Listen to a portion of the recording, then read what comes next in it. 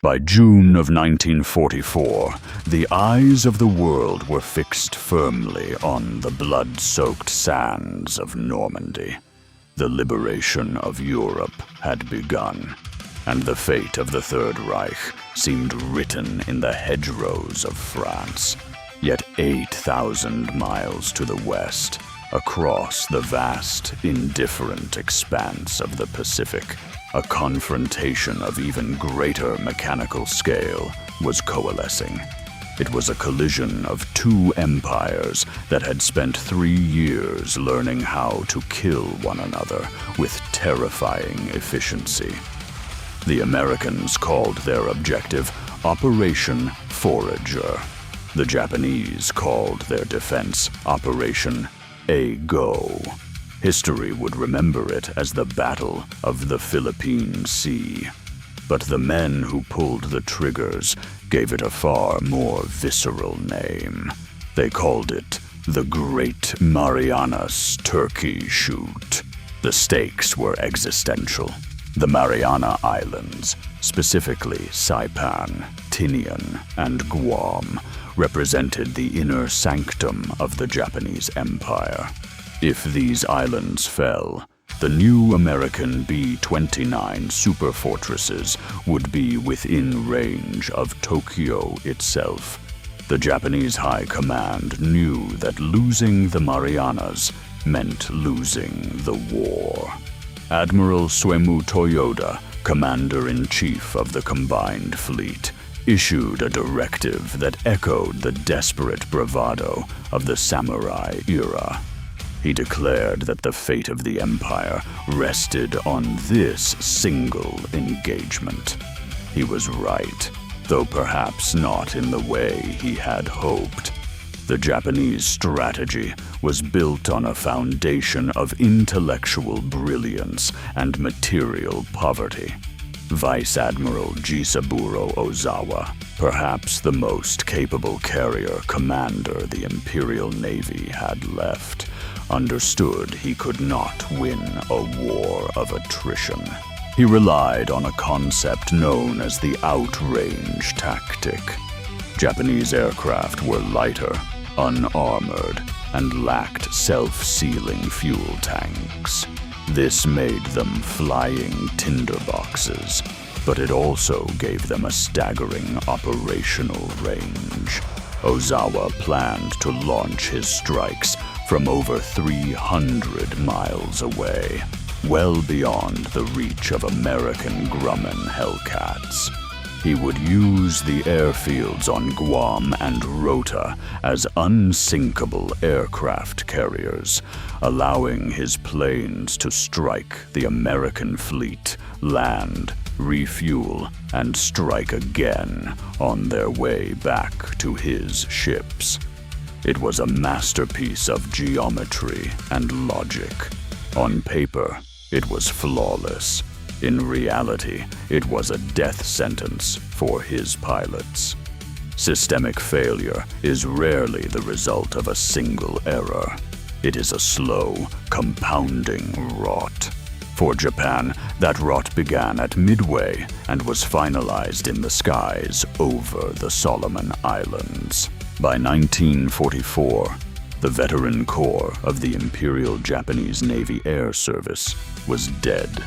The elite aviators who had decimated Pearl Harbor had been replaced by boys with barely 30 hours of flight time. These novices were being sent into the most complex naval operation in history, flying machines that had not been significantly upgraded in years. They were facing a United States Navy that had transformed itself into a technocratic juggernaut. This was no longer the desperate, hanging by a thread force of 1942. This was the Fifth Fleet. It was a wall of steel, radar, and fire. Admiral Raymond Spruance, the victor of Midway, commanded the American forces. He was a man of cold, calculated intellect, often criticized by his more aggressive peers for his perceived caution. Spruance's primary concern was the protection of the invasion transports at Saipan. He refused to let his carriers wander too far west, fearing a Japanese end run that would leave the landing beaches vulnerable. This tension between Spruance and the firebrand commander of Task Force 58, Mark Mitchell, defined the American leadership. While Mitchell wanted to hunt the Japanese carriers, Spruance stayed put, forcing the battle to come to him. It was a decision that would lead to one of the most one-sided slaughters in the history of warfare. The American advantage was not just in numbers, but in the invisible architecture of the Combat Information Center, or CYC. On the decks of massive Essex-class carriers, specialized teams used the latest radar technology to visualize the battlefield in 3 dimensions. They could see the Japanese raids forming while they were still 150 miles away. This allowed the American fighter directors to vector their Hellcats with surgical precision. The Japanese pilots, lacking sophisticated radios and flying in disorganized formations, were essentially flying into a giant, radar-guided trap. They were being outthought before they were ever outfought. On the morning of June 19th, the first Japanese wave of nearly 70 aircraft was detected. As they approached the American screen, they encountered the Mark 32 Proximity Fuze. This was one of the war's best-kept secrets, a tiny radar set inside an anti-aircraft shell that triggered the explosion when it sensed a nearby metal object. The sky around the Japanese planes did not just fill with lead. It filled with intelligent, self-detonating shrapnel. Those who survived the curtain of fire were met by the F-6F Hellcat. The Hellcat was everything the Japanese Zero was not. Heavy, rugged, and equipped with 6 50 caliber machine guns. It was a Predator designed specifically to kill the Zero. The first raid was decimated. Of the 69 aircraft launched, 42 were splashed within minutes. The American pilots, many of whom were seeing combat for the first time, found the experience surreal. The Japanese pilots displayed none of the legendary skill of their predecessors. They flew straight and level, failed to check their tails, and broke formation at the first sign of trouble. One American pilot, Commander Alex Vrashu, famously held up 6 fingers to his carrier's bridge after landing, signifying his 6 kills in a single sortie. He had spent only 8 minutes in the air. The Turkey Shoot had begun in earnest. As the second, third, and fourth waves were launched from Ozawa's carriers, the carnage only intensified. The Japanese plan to shuttle bomb via Guam became a nightmare. American pilots began loitering over the airfields of Guam and Rota, pouncing on the exhausted Japanese survivors as they tried to land. The airfields were soon littered with the burning wreckage of the Imperial Navy's last hope. By the end of the first day, Japan had lost over 300 aircraft. The Americans had lost 30. It was not a battle. It was an industrial-scale execution. Yet, while the skies were filled with the screams of dying engines, the real killers were lurking beneath the waves. The unsung heroes of the Philippine Sea were the American submariners. While the carriers absorbed the aerial blows, the USS Albacore and the USS Kavala were hunting the Japanese heavy hitters. The Albacore found the Taiho, Ozawa's brand new armored deck flagship. A single torpedo hit seemed manageable, but the green damage control crews made a fatal error.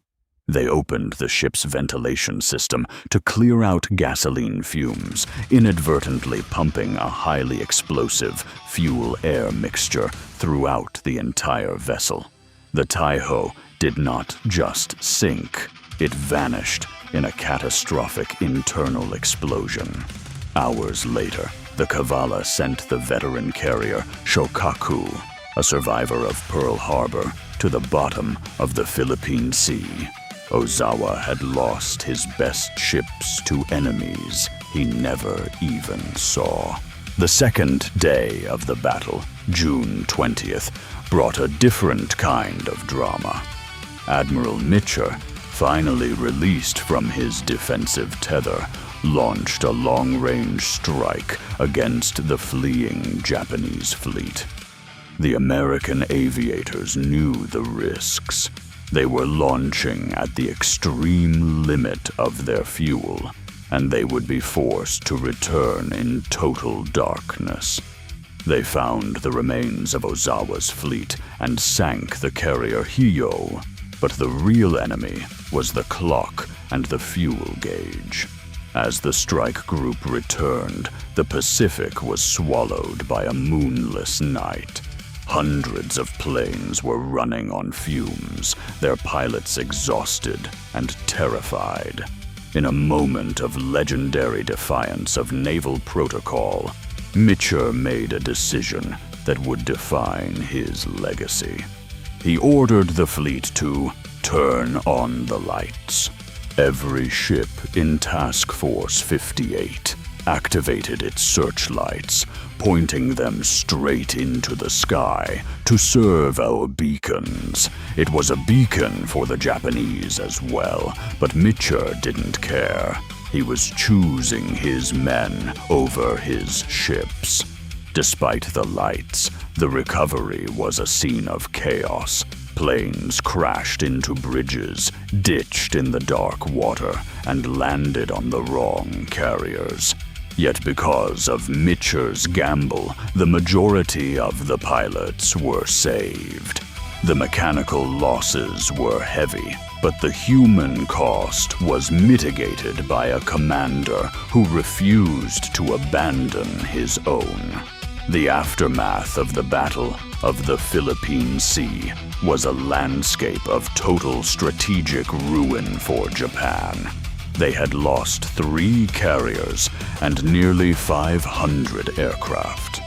More importantly, they had lost the last of their trained air crews. The Imperial Japanese Navy's carrier arm was effectively dead. From this point forward, Japanese carriers would serve only as decoys, empty shells with no wings to fly. The inner defense line had been shattered, and the path to the Japanese home islands was now an open door. The loss of Saipan, which followed shortly after, forced the resignation of Prime Minister Hideki Tojo. The writing was on the wall, written in the black smoke of downed zeros. There is a profound historical irony in the Philippine Sea. It was the largest carrier battle in history, yet it was decided by things that had nothing to do with the spirit of the warrior. It was decided by the quality of vacuum tubes in radar sets, the chemical composition of proximity fuses, and the logistical capacity to train thousands of pilots in the safety of the American Midwest. The Japanese relied on the decisive battle doctrine, believing that one great spiritual effort could overcome material inferiority. They were met instead by a system that had turned war into a science. The philosophical takeaway of this engagement is a haunting one. It marks the moment where the individual hero was finally and irrevocably superseded by the industrial machine. The Japanese pilots, many of whom chose to die rather than surrender, were not defeated by better men, but by a better system. The Great Marianas Turkey Shoot was the final tragic proof that in the age of total war, courage is no substitute for a supply chain. The sun was setting on the age of the samurai, eclipsed by the cold gray steel of the assembly line. As the sun dipped below the horizon on June 20th, 1944, the Pacific returned to its deceptive calm. The oil slicks dissipated, and the charred remains of the Empire's wings sank into the abyss. The silence that followed was not the silence of peace, but the silence of an ending. The Philippine Sea had been cleared. The road to Tokyo was paved with the wreckage of 1,000 dreams of empire. And as the American fleet turned eastward, the world moved one day closer to the atomic dawn that waited at the end of the long, dark road. The ghosts of the Marianas remained, a silent testament to the day the sky fell, and the ocean claimed the last of the rising sun.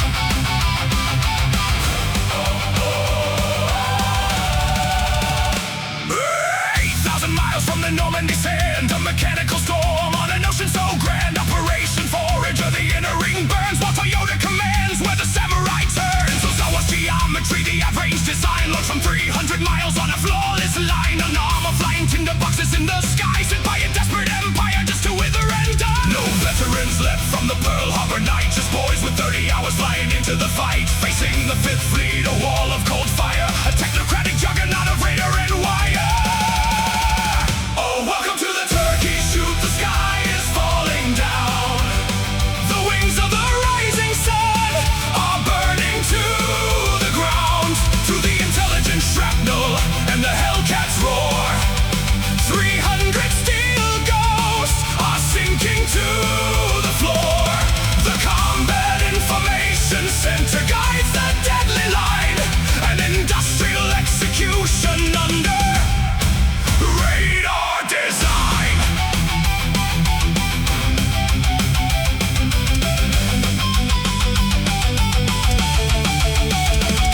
10 a.m. the first wave is detected from far. Alex Rashu is hunting like a midsummer star. 6 fingers to the bridge in an 8-minute flight, while the Proximity Fuze turn the day into night. Shuttle bombing via Guam is a graveyard trap as the American subs are rewriting the map. Albacore strikes the tidal gas fumes in the vent. The brand new flagship is shattered and spent.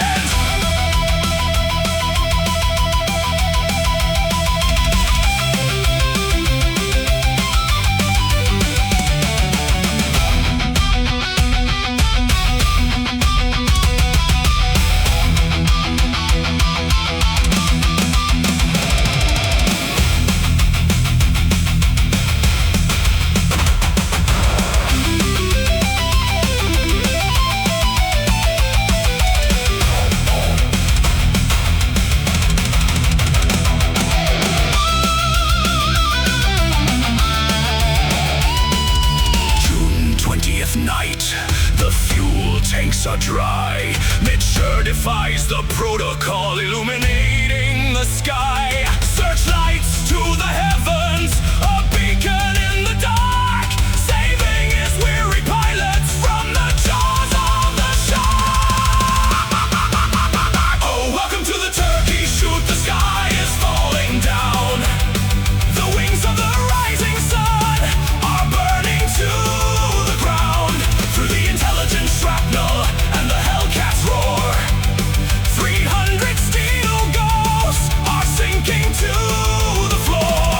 The combat information center guides the deadly line, an industrial execution under radar design.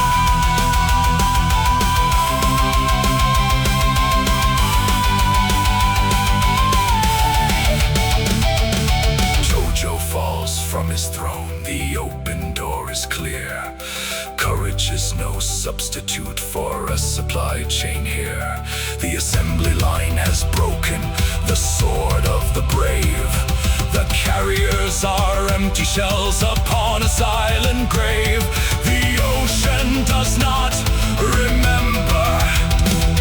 The sun sets in the west. Rest in the deep, fallen wings rest.